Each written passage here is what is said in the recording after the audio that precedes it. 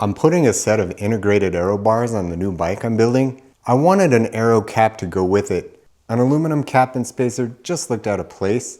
The manufacturer for these handlebars doesn't sell one, so I figured I'd make it. I covered the stem with masking tape to protect it. Then I installed a bolt down through the expansion plug just to keep epoxy out of the threads. I'm going to use some JB Weld Steelstik. This is a two-part epoxy putty that you knead together. It sets up in about 5 minutes, gets rock hard. I squished on the epoxy in chunks and I shaped it to the best I could to fit the stem. I let it cure for about 5 minutes, then I removed the bars and I popped it out.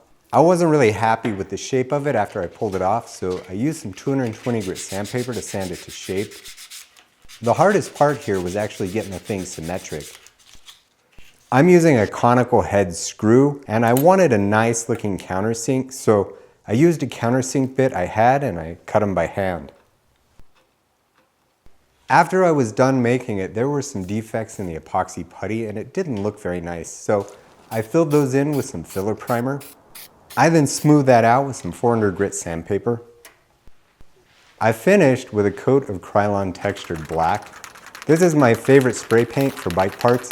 It looks really close to a factory finish. It wouldn't be a bike video if I didn't weigh it. The cap itself weighs in at 13 grams. With the bolt, it's 17 grams.